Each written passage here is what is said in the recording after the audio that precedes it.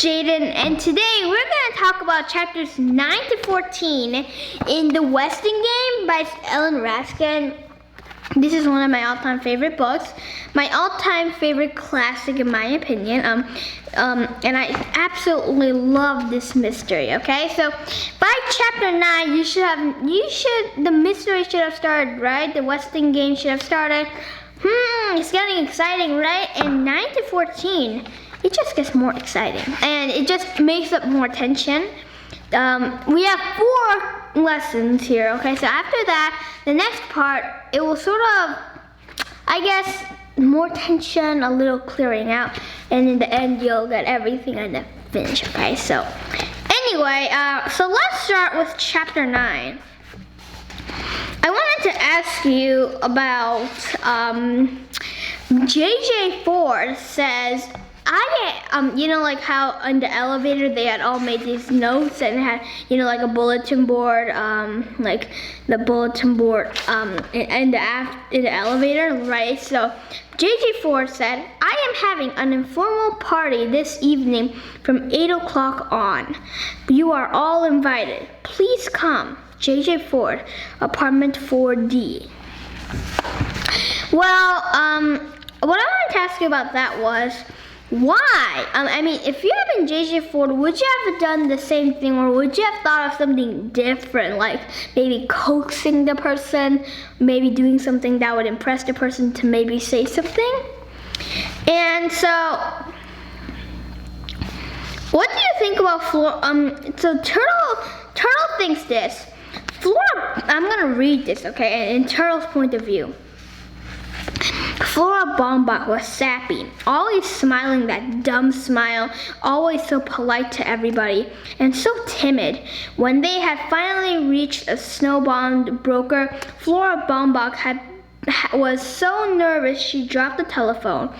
Turtle had to admit some nervousness herself, but it was the first real order she had ever placed.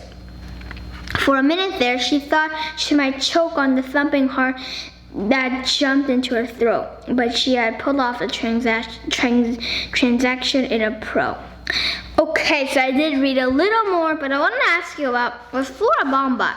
Do you agree with Turtle that Flora Baumbach was sappy? And do you think that do you think that Turtle should tell her mother her clues, or do you think no, Turtle should not tell?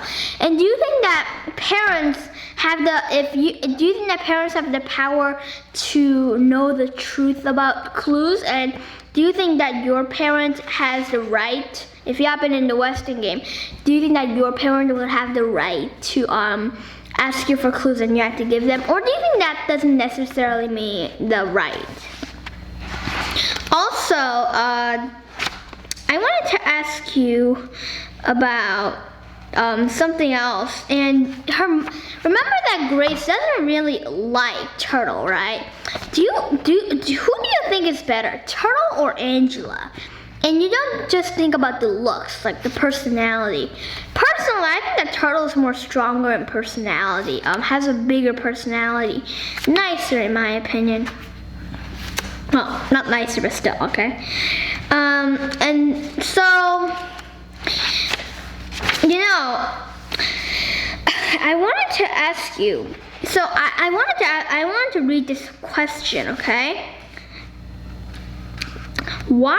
So I'm gonna read a part of the book, and then I want to ask a question about that part. It's this: why did they ask ask about Denton all the time as though she was nobody without him. Do you think that Angela would be nobody without Denton? And have you ever had that kind of experience before? I have never had that kind of experience before, but still, I think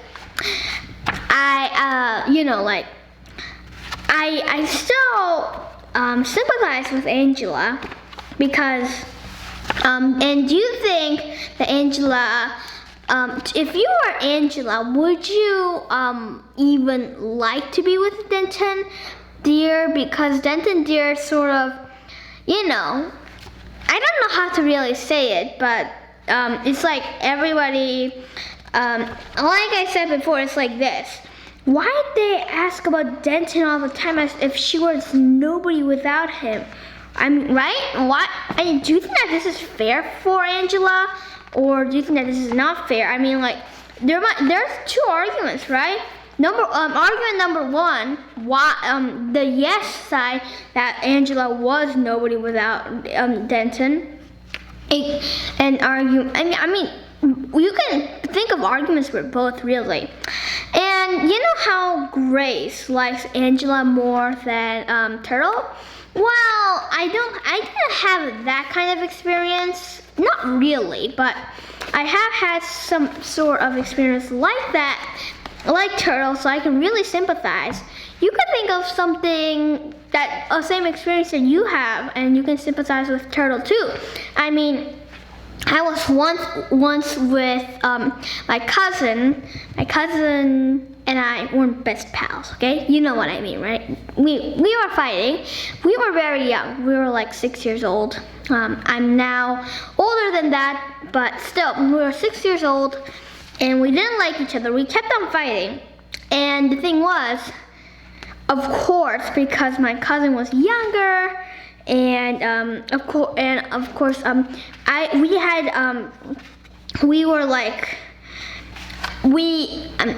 so the thing was, and also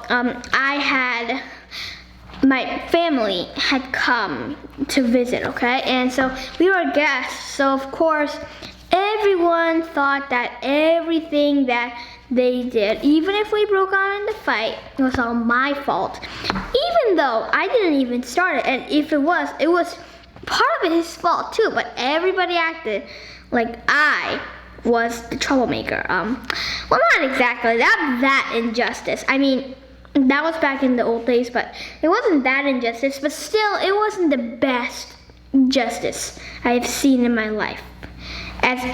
You could put it that. Anyway, excuse me. So,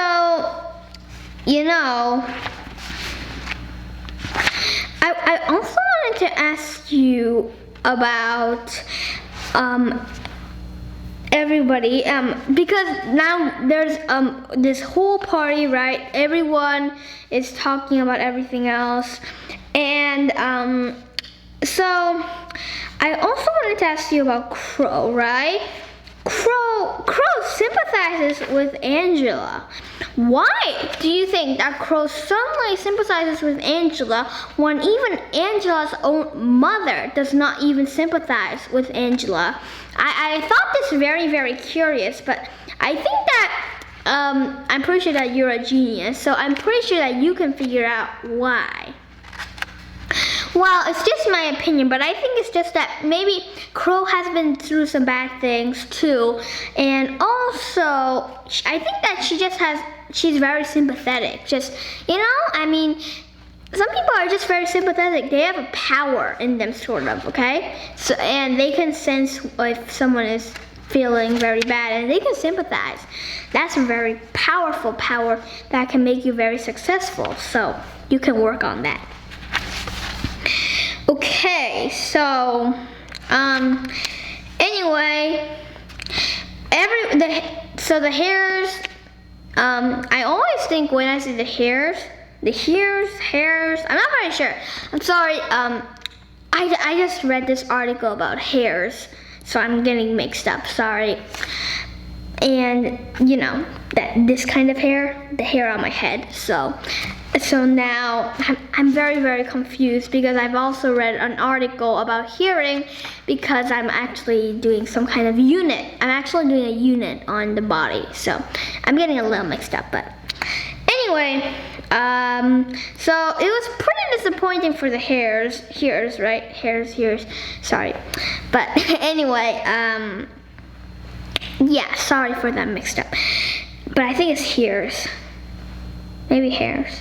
Never mind. Okay, sorry, very sorry about that.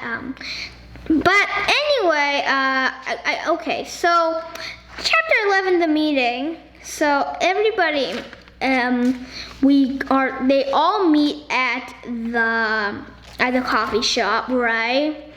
And I wanted to ask you, like, so everybody is not giving out clues, but asking questions, right? And okay, so what I wanted to ask you about that was, there's a lot of questions here, right? Here's some questions I read out, okay. It is this.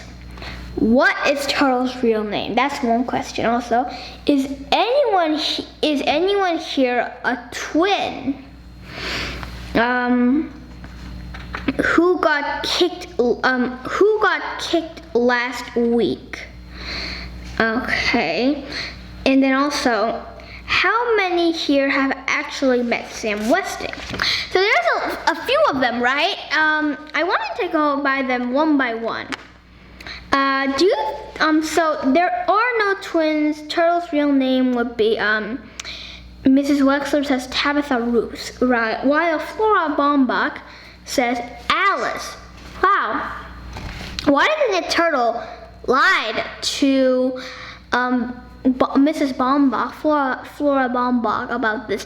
Do you think this is because maybe, she didn't like her name, or do you think it's something else? Maybe I'm just gonna let you fill in the blank. I have a few ideas, but your opinions are also very important, right?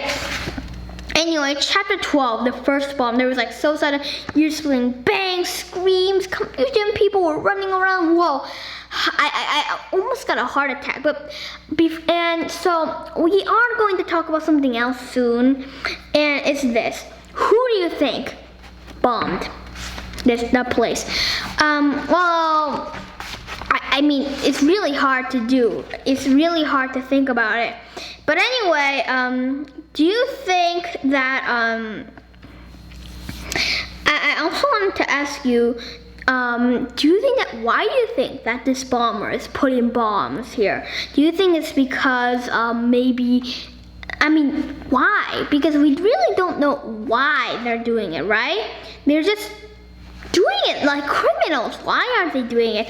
That they don't really show an answer right now, so we have to guess. I think it's maybe they feel freedom when they do it. Well, I'm not very sure actually. Sorry. That might be it, but maybe they also feel rebellious. Maybe it's Mr. Who wants to ruin the coffee shop so he can have business, or it might be just somebody who, I don't know, just wants revenge. Maybe that some revenge that we don't really know about, which can make the mystery much more exciting. So it's really fun to guess. See, what do you think it will be like? So that's really fun to do. Okay, so I also wanted to ask you about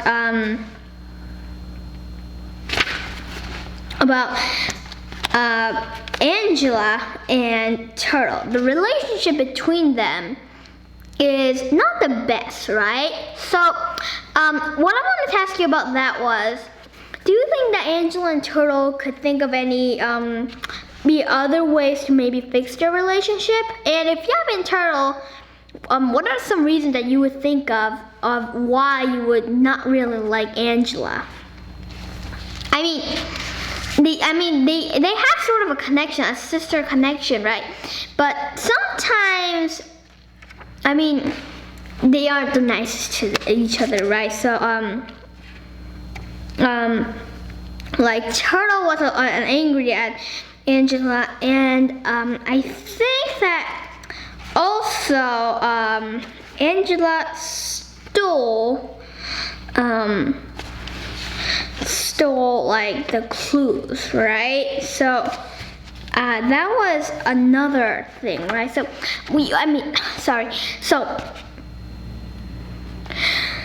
okay, and also Angela stole the clues from Turtle, which was another thing that sort of hinted to me that maybe their relationship isn't as good as I thought they were. And also, I also wanted to ask you about chapter 13. Okay, we're going to chapter 13, and it's called The Second Bomb. So, there's a color striped candle, right? Color striped candles are made at Turtle. Do you think that Turtle might be a bomber? Oh, it might not be, but do you think that Turtle might be the bomber? There's always a chance, even if it might be a red herring. A red herring is something that sort of throws you off track when it's something really completely out or something else. Now, I've never had that kind of red herring in my life before.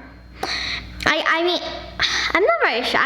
My life is pretty short compared to others, so I'm gonna still have to look out for some red herrings, okay?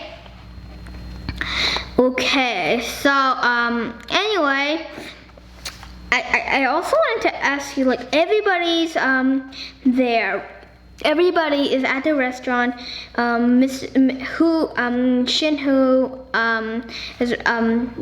Shinhu is like celebrating, right? And so, do you think that?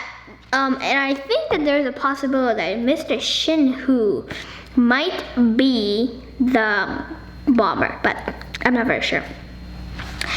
Well, actually, I am pretty sure because I have read the book once, but still, if you haven't read it, then I don't want to spoil for you.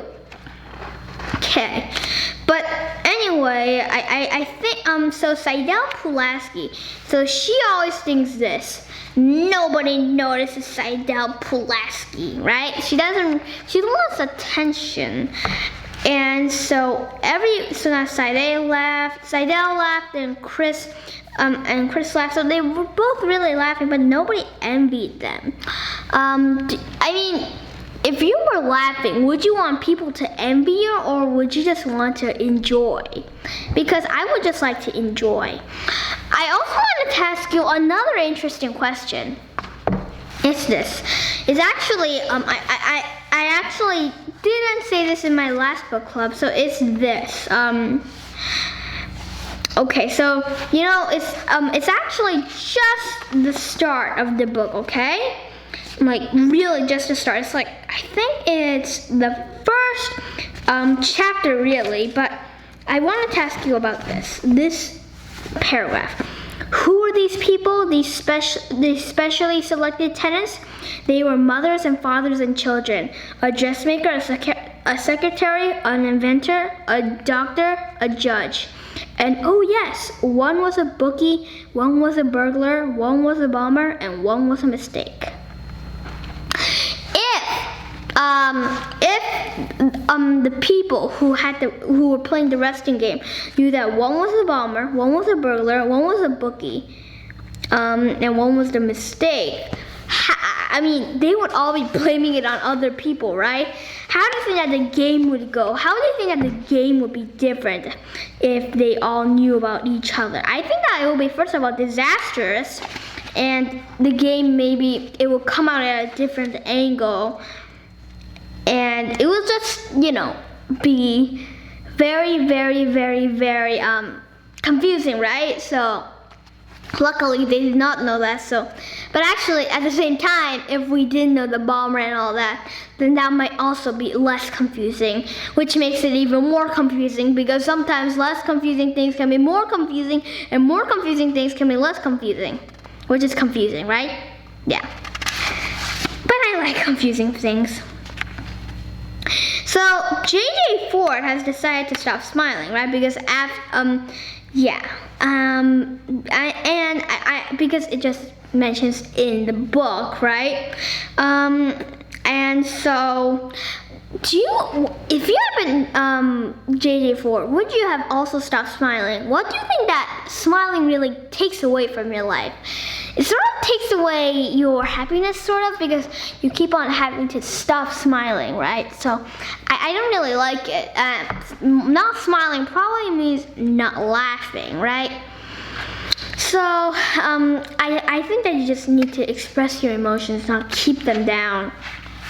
Also, Theo likes Angela, right? Do you think that Theo and Angela will make a better couple than Denton, Deer, and Angela?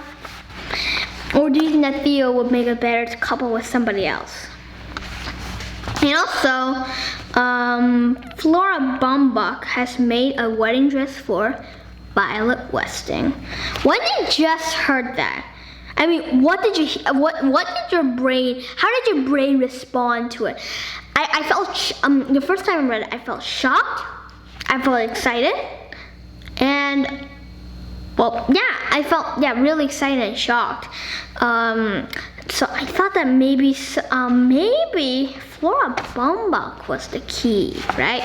Maybe not, but we're getting closer to the answer, right? Okay.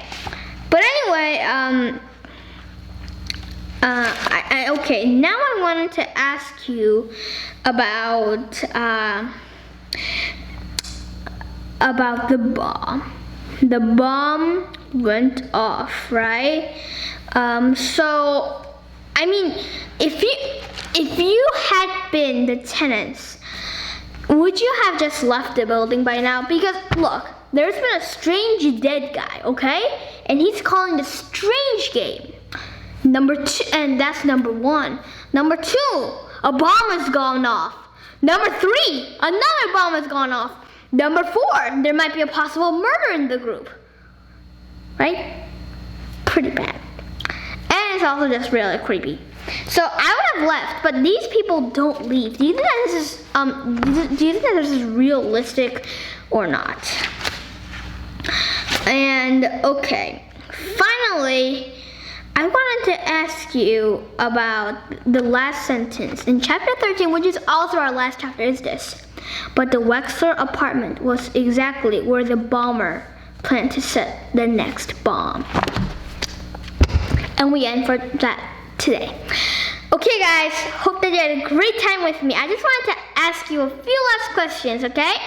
Number 1, what was your favorite part in these chapters and then the whole book? Also, what was your favorite character and your least favorite character? It might not have changed because we have sort of the same characters, but still, the behavior and actions of characters might change your opinion. Also, I wanted to ask you, what do you predict next is going to come up? Who do you think the bomber is? Who do you think the murderer is? What do you think the answer to this is?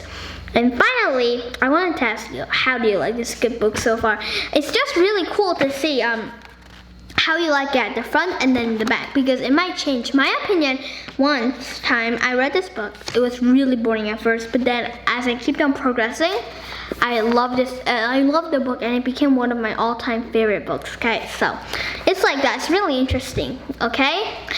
Anyway, keep reading, guys. That's my motto. Keep reading. Reading is just amazing. Okay, guys. So just keep on reading and have a great rest of your day. Okay. Or if it's night, have a great rest of your